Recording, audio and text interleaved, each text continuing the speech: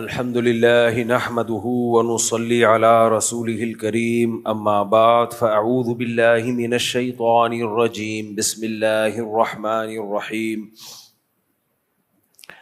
يا ايها الذين امنوا ادخلوا في السلم كافة ولا تتبعوا خطوات الشيطان انه لكم عدو مبين وقال تعالى أفمن يمشي مكبا على وجهه أهدى أمن يمشي سويا على صراط مستقيم وقال تعالى أفمن شرح الله صدره للإسلام فهو على نور من ربه وقال الله تعالى أفمن يهدي إلى الحق أحق أن يتبع أمن لا يهدي إلا أن يهدى۔ قرآن مجید کی چند آیات تلاوت کی ہیں۔ اللہ تعالیٰ سے دعا ہے اللہ تعالیٰ صحیح طرح سے بات کہنے کی، سننے کی، سمجھنے کی، اور پھر ہم سب کو اللہ تعالیٰ عمل کی توفیق عطا فرمائے۔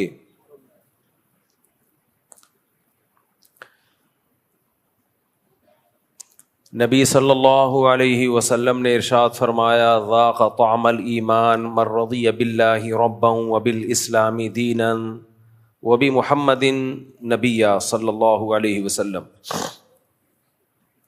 وہ شخص ایمان کی مٹھاس چکھ لے گا جو اللہ سے راضی ہو جائے، اللہ ہونے کے لحاظ سے، اسلام پہ مطمئن ہو جائے دین ہونے کے لحاظ سے، اور نبی پہ مطمئن ہو جائے نبی ہونے کے لحاظ سے۔ کیا مطلب؟ اللہ کو اللہ مان لیں اور مان لیں کہ اللہ کے سامنے کسی کا آرڈر نہیں چلے گا۔ اسلام کو دین مان لیں کہ میرا جو طریقہ حیات ہے، جو دین ہے، جن اصولوں پہ میں نے زندگی گزارنی ہے وہ اسلام ہے،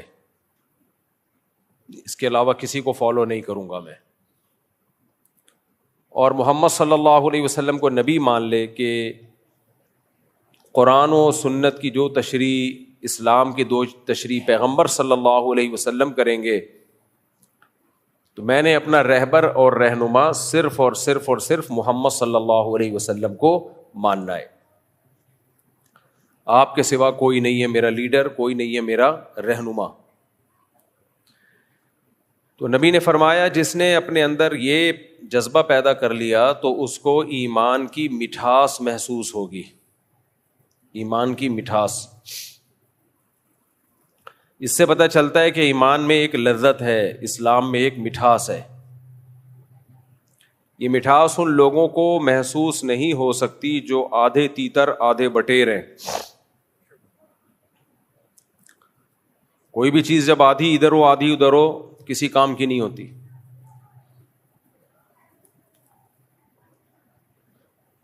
کچھ لوگوں کو اللہ تعالیٰ نہ مذکر پیدا کرتا ہے نہ مؤنث، وہ تو اللہ کی طرف سے آزمائش ہوتی ہے، لاکھوں میں کوئی ایک آدھ ایسے ہو جاتے ہیں ٹرانسجینڈر۔ لیکن جو اپنے اختیار سے ادھر یا ادھر ہو جائے وہ کتنا برا لگتا ہے اور کتنی بڑی پھٹکار برستی ہے اس کے اوپر۔ مرد تھا عورت بننے کی کوشش کر رہا ہے، عورت تھی مرد بننے کی کوشش کر رہی ہے، لوگ بھی برا بلا کہتے ہیں، دیکھنے میں بھی برا لگتا ہے، لعنتیں برس رہی ہوتی ہیں۔ وجہ کیا ہے بھائی؟ ایک طرف کو ہو جاؤ۔ تو جیسے اللہ نے کسی کو مرد بنایا وہ عورت بننے کی کوشش کرے برا لگے گا، عورت بنایا مرد بننے کی کوشش کرے بری لگے گی۔ ایسے ہی جو بھی منافق ہوتا ہے اس کا پتہ ہی نہیں کہ یہ کس مذہب کو فالو کرتا ہے۔ لا الہ الائی ولا الہ ہاؤلائی، نہ ادھر نہ ادھر۔ جب پیڑے کھانے کا ٹائم آئے تو اسلام، جب قربانی دینے کا ٹائم آئے کلچر کے خلاف، سوسائٹی کے خلاف، تو پھر مغربی دنیا کی باتیں، ان لوگوں کے گیت گانا گن گانا شروع۔ تو ایسا آدمی نہ کسی کو اچھا لگتا ہے اور نہ وہ خود سکون میں ہوتا ہے، خود بھی کبھی بھی ایسا شخص سکون میں نہیں ہو سکتا۔ دو رنگی چھوڑ دے یک رنگ ہو جا, سراسر موم یا پھر سنگ ہو جا. ایک طرف کو ہو جاؤ بھائی, ادھر ہو جاؤ یا ادھر ہو جاؤ. اب اسلام کے کچھ تعلیمات ہیں جس میں اسلام نے 2 اور 2 4 کی طرح چیزوں کو کلیئر کر دیا ہے. ایک بات خوب اچھی طرح سمجھ لیں, جب سے سوشل میڈیا آزاد ہوا ہے نا, آزاد, اس کے جہاں بہت سارے فائدے ہوئے ہیں بہت سارے نقصانات بھی ہوئے ہیں. آزادی اگر کچھ اصولوں اور ضابطوں کے ساتھ ہو تو یہ نعمت ہے, آزادی اگر بے لگام دے دی جائے تو یہ عذاب ہے. آپ مجھے ایک بات بتاؤ, بچوں کو ہم آزادی دیتے ہیں, کیا بغیر کسی لگام کے آزاد کر دیتے ہیں یا کوئی لمٹ ہوتی ہے اس کی؟ اگر ہم بچوں کو بالکل آزاد کر دیں کہ جو چاہے کرو, بچے ہمیں بیچ کے کھا جائیں, بچے ہمیں بیچ کے کھا جائیں. آپ کہہ سکتے ہو بچہ باپ کو کیسے بیچے گا؟ بھائی وہ نشیوں میں گھومے گا پھرے گا, چرس بھی چیک کر کے دیکھے گا, ہیروئن بھی چیک کر کے دیکھے گا, شراب بھی چیک کر کے دیکھے گا کہ یار دیکھیں تو صحیح کیا ہے. بچہ تو ناسمجھ ہوتا ہے نا, ہوتے ہوتے نشے کی عادت پڑے گی, پھر گھر سے چوریاں کرے گا. ایسے کتنے واقعات ہیں ہمارے علم میں, بچوں نے گھروں سے چوریاں شروع کر دیں, جائیدادیں بکوا دیں باپ کی, جیلوں میں جا رہے ہیں, کیس ہو رہے ہیں, بالآخر سب کچھ باپ کا ختم. میرے پاس تو ایسے ایسے کیس ہیں کہ آپ خون کے آنسو رو, کہ جب سب کچھ ختم ہو گیا تو بچے نے باپ ہی کو جیل بھجوا دیا. اس لیے اولاد کی اگر تربیت نہ ہو, بہت ڈینجرس, بہت خطرناک. یہ ہمارا جو مغربی طبقہ ہے نا, یہ آزادی آزادی کی باتیں کر رہا ہے. بربادی ہے یہ آزادی, یہ آزادی نہیں ہے. لوگ مجھے کہتے ہیں آپ ہر بیان میں مغربی کلچر کو رگڑ دیتے ہو. میں نے جو بھی بیان کیا تھا نا حمیرہ اصغر کے بارے میں, اور میں نے کہا تھا وہاں کی دنیا میں تو یہ واقعات صبح و شام روز ہوتے ہیں, اس پہ بہت سے لوگوں کے کمنٹس آ رہے ہیں کہ ایسا تو نہیں ہے, ہم تو یہاں ہی رہتے ہیں یورپ میں, ہم نے تو نہیں کبھی دیکھا کہ 9 مہینے بعد کسی کی لاش ملی ہو. وہاں تو فوراً پولیس آتی ہے, پولیس خود بوڑھوں کی کیئر کرتی ہے, چیک کرتی ہے لے جا کے, ڈاکٹرز آتے ہیں معائنہ کرتے ہیں. ایسے لاوارث تو وہاں پہ کوئی بھی نہیں ہوتا کہ 9 مہینے بعد پتہ چلے جی بندہ مرا ہوا تھا. میں نے کب کہا کہ بھائی 9 مہینے بعد لاشیں نکلتی ہیں؟ میں نے یہ کہا تھا کہ شام کو ڈاکٹر آتا ہے چیک کرنے کے لیے بوڑھے کو, ڈاکٹر آتا ہے, اس کا بیٹا نہیں آتا, یہ ذہن میں رکھنا. بیٹی بھی نہیں آتی, بیٹا بھی نہیں آتا, بہو بھی نہیں آتی, داماد بھی نہیں آتا. پولیس آتی ہے, ڈاکٹر آتا ہے, گورنمنٹ نے جو بندہ کیئر کے لیے رکھا ہوا ہے وہ پابندی سے ٹائم پہ آتا ہے. وہ آئے گا پابندی سے ٹائم پہ, اس کے بعد وہ چلا جائے گا, صبح 8 بجے آئے گا. اس دوران اگر انا للہ ہو گیا اور بٹن دبانا ایمرجنسی کا بھول گئے تو گئے کام سے. اگر ایمرجنسی کا بٹن دبا دیا کہ مجھے کچھ ہو رہا ہے تو ایمبولینس آئے گی. ایمبولینس چلانے والا بھی اس بوڑھے کا نہ چاچا ہوگا, نہ ماموں ہوگا, نہ بیٹا ہوگا, نہ بیٹی, گورنمنٹ ہوگی. گورنمنٹ کیئر کرتی ہے. گورنمنٹ کیا کرتی ہے؟ بولو, کیئر کرتی. تو میں نے کب کہا کہ وہ ہماری طرح برے لوگ ہیں؟ گورنمنٹ سارا کام کرتی ہے وہاں پہ. اور پتہ ہے گورنمنٹ کیوں کرتی ہے؟ کوئی اچھی بات نہیں ہے یہ. گورنمنٹ اس لیے کرتی ہے کہ اگر گورنمنٹ بوڑھوں کی کیئر چھوڑ دے نا تو وہ سوسائٹی میں جو بڈھوں کا حشر ہوگا نا, وہ تمہاری سوچ جہاں ختم ہوتی ہے وہاں بڈھوں کا حشر نشر وہاں سے بولو شروع ہوتا ہے. ضرورت ایجاد کی ماں ہے. ہمارے یہاں بھی اولڈ ہاؤس بننا شروع ہو گئے. کیا خیال ہے؟ مجھے بڑا برا لگا تھا کہ یار یہ کیا ہو رہا ہے, ہماری سوسائٹی میں اولڈ ہاؤس کیوں بن رہے ہیں, اولڈ ہوم کیوں بن رہے ہیں. میں نے رابطہ کیا, پتا چلا جی اب ان بوڑھوں کا کیا کریں جن کو اولادوں نے گھروں سے باہر نکال دیا ہے.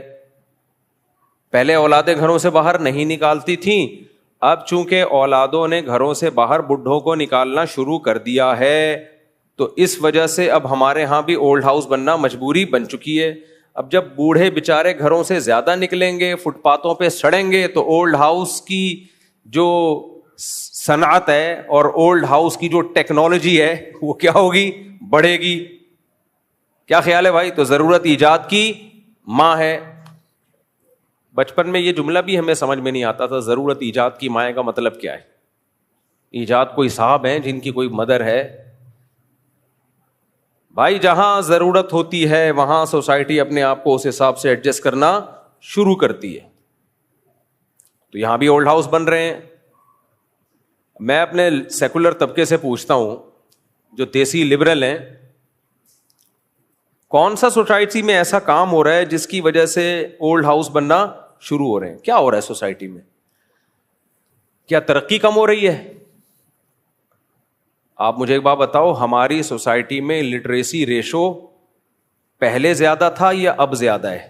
آپ لوگ کو جواب دینا پڑے گا. پہلے ایجوکیشن کم تھی, اب ایجوکیشن بولو زیادہ ہے. اب تو ایسے ایسے اسکول کھل گئے ہیں جو آپ نے کبھی خوابوں میں بھی نہ دیکھے ہو. ایٹیٹیوڈ, تمیز. پہلے اسکولوں میں تمیز نام کا چیپٹر ہی نہیں تھا. ٹیچر پکڑ کے ڈھونڈ رہا ہے بچوں کو, کوئی پوچھنے والا نہیں ہے. ڈانٹ بھی رہا ہے, ڈانٹ ڈپٹ بھی کر رہا ہے, ابے تبے سے بات بھی کر رہا ہے. اب اسکولوں میں ایسا نہیں ہے, کیمرے لگے ہوئے ہیں, ایک ڈنڈا بھی چلایا کمپلین. کیا خیال ہے بھائی؟ اب تو تمیز زیادہ آنی چاہیے سوسائٹی میں. اب تو لوگوں ایجوکیٹڈ ہوتے جا رہے ہیں. ہمارے ہاں ڈاکٹروں کا ریشو پہلے کم تھا, اب زیادہ ہو گیا ہے. لڑکیاں تو پہلے تعلیم حاصل کرتی ہی نہیں تھیں. لڑکیوں کو سکھایا جاتا تھا ان کی ماؤں کی طرف سے گھر داری. جب لڑکیوں کا رشتہ لینے کے لیے لڑکے والے آتے تھے تو گھر میں سلیقہ دیکھتے تھے, لڑکی کی ڈگری سے ان کو کوئی دلچسپی نہیں تھی. بھائی یہ گھرداری میں خاندان کیسا ہے, تمیز آداب کیسے ہیں. اب سب کچھ ایک طرف, سب سے پہلے ایجوکیشن. کیا دیکھا جاتا ہے؟ بولتے کیوں نہیں, چپ کیوں بیٹھے ہو؟